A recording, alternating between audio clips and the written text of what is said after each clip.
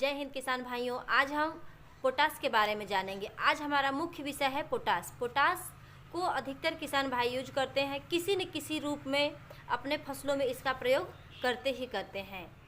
Potash ऐसा क्या है उसमें कि जिसे किसान भाई बहुत ही अधिक मात्रा में प्रयोग करते हैं। पोटेशियम क्यों महत्वपूर्ण है फसलों के लिए? किसान भाई लोग इसे ज़्यादा से ज़्यादा अपने फसलों में यूज करते हैं, परंतु किसान भाई इसके सही प्रयोग के बारे में नहीं जानते हैं। इसका ठीक प्रकार से प्रयोग नहीं हो पाता है। कुछ किसान भाई जानते भी होंगे, कुछ किसान भाई नहीं भी जानते हैं। जो किसान भाई जानते हैं पोटास के बारे में, उनके लिए तो अच्छा है। जो किसान भाई पोटास को नहीं जानते हैं कि कब देना है, क्या करना है, वो क्या होता है पोटास, उन किसान भाइयों के लिए आज हम पोटास के बारे में संपूर्ण जानकारी देंगे। किसान भाइयों, पोटेशियम हमारे खेतों में करता क्या है? इसे हम लंबे समय से क्यों यूज करते हैं? जैसे म्यूरेट पोटास, सल्फेट पोटास, इसे हम लगातार अपने खेतों में यूज करते हैं और हम ये नहीं जानते कि ये हमारे फसलों में करता क्या है, इसका फसलों में क्या महत्व है। तो हम आज इस वीडियो में पोटास के बारे में चर्चा करेंगे कि पोटास होता क्या है, वो क्यों हमारे फसलों के लिए ज़रूरी होता है और पोटास की कमी से क्या होता है, उसकी कमी के क्या लक्षण हैं और इसे फसलों में कब प्रयोग करना चाहिए। इन सब के बारे में आज हम इस वीडियो में जानेंगे। आइए किसान भाइयों जाने पोटेशियम क्या है। पोटेशियम एक प्रकार का खनिज तत्व माना जाता है जो हमारे पौधों के ग्रोथ के लिए प्रयोग किया जाता है। ये पौधों के ग्रोथ प्रमोटर का काम करता है। इसके प्रयोग से पौधों की क्वालिटी बढ़ जाती है और जो पौधे होते हैं वो अधिक मात्रा में कल्लेदार और उपजाऊ बन जाते हैं। पोटास को पौधों का मोबाइल न्यूट्रिएंट भी कहा गया है। मोबाइल न्यूट्रिएंट मतलब यह पौधों के रूट में जब मिल जाता है तो पौधों के सबसे नीचे पत्तियों पे, फिर उसके बीच में, फिर उसके ऊपर, ऐसा करते हुए अपना ये प्रयोग करने लगता है, अपना असर दिखाना शुरू कर देता है। साथ में ये पौधों को K2 फॉर्म में भी मिलता है जिसे हम पोटेशियम ऑक्साइड बोलते हैं। साथ में ही यह K++ के रूप में भी पौधों को प्राप्त होता है और पौधों के ग्रोथ में भी ये काम आता है, उत्पादन में वृद्धि करता है। पोटेशियम जितने भी मिलते हैं दो प्रकार से मिलते हैं, एक सफ़ेद होता है और दूसरा लाल होता है।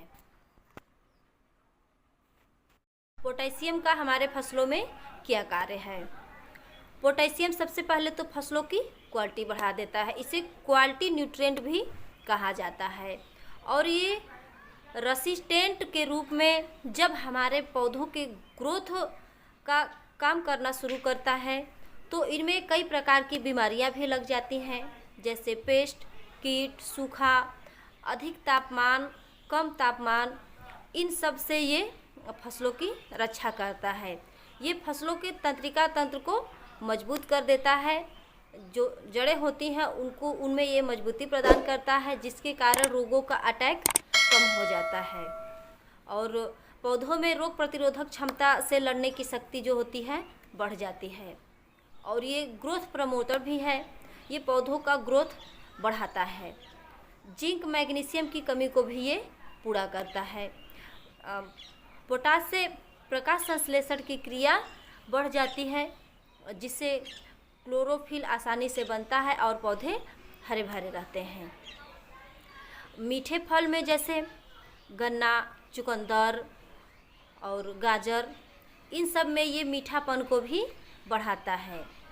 और पोटास जब फसल में दाने लगने लगते हैं तो ये दाने भरने की प्रक्रिया में भी मदद करता है। इसके वजह से दाने जो होते हैं मोटे मोटे होते हैं, एक साइज के होते हैं और वज़नदार होते हैं, और ये उत्पादन में भी वृद्धि करता है।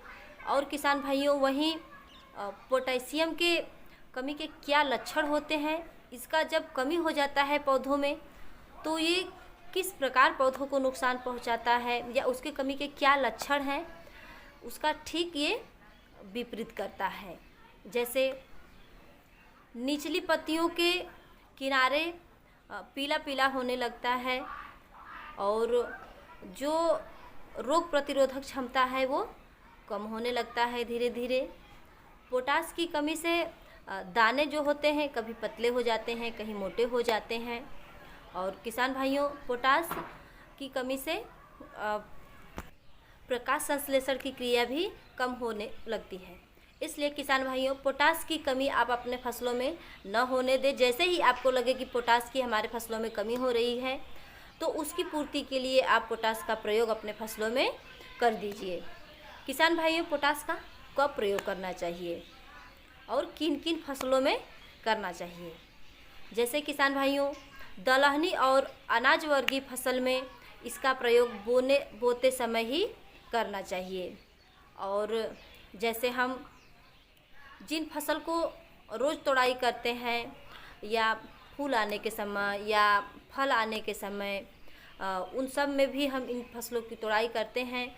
तो उस अवस्था में हमें जब फसल 20 से 30 दिन के हो जाए तो उस समय आपको पोटेशियम खाद का प्रयोग अपने फसलों में करना चाहिए। जैसे मिर्च की हम तोड़ाई करते हैं, टमाटर की तोड़ाई करते हैं, भिंडी की तोड़ाई करते हैं, यानी सब्जी वर्गीय फसलों में इसका प्रयोग आप जब आपका फसल 20 से 30 दिन का हो जाए उस समय आप पोटास का अपने फसलों में प्रयोग कीजिए, सब्जी वर्गीय फसल में। और आप फल वर्गीय फसल में भी इसका प्रयोग कर सकते हैं। किसान भाइयों, लगभग सभी प्रकार के फसलों में पोटास का प्रयोग करना चाहिए। पोटास का बहुत ही फसलों में महत्व होता है। पोटास के कौन कौन से स्रोत हैं? पोटास के 2 प्रकार से स्रोत होते हैं। पहला जैविक स्रोत, दूसरा रासायनिक स्रोत। वैसे तो हमारे ज़मीन में 90 से 98% पोटास पाया जाता है, लेकिन वह अघुलनशील होता है जिसके कारण पौधों को ये नहीं मिल पाता है। इसलिए हमें पोटास को बाहरी रूप से देना पड़ता है पौधों में। वैसे तो किसान भाइयों, जब आप रासायनिक पोटास का अपने फसलों में प्रयोग करते हैं तो उसके कारण 1 से 2% ही आपके पौधों को पोटास मिल पाता है।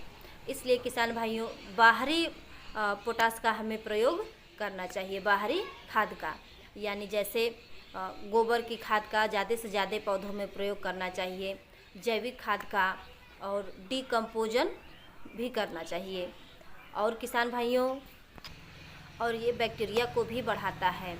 वैसे तो किसान भाइयों, सबसे ज़्यादा म्यूरेट पोटास का प्रयोग फसलों में किया जाता है। जैसे KCl, इसका मतलब पोटेशियम क्लोराइड, इसमें 0,060 होता है, ये लाल कलर का होता है। वैसे तो किसान भाई सबसे ज़्यादा प्रयोग अपने फसलों में म्यूरेट पोटास का करते हैं। Muriate potash, KCl, potassium chloride, जैसे इसमें 0,060% होता है, ये लाल कलर का होता है। और दूसरा जो होता है पोटेशियम नाइट्रेट होता है, इसमें 0.45% होता है। इसका प्रयोग खड़ी फसल में किया जाता है, जैसे कपास। और भी पोटास हैं, जैसे 0.050 का प्रयोग हम मिर्च के फसल में करते हैं। मिर्च में जब फल लगने लगते हैं उस समय इसका प्रयोग किया जाता है, जिसके कारण फलों की साइज और फल वजनदार होते हैं।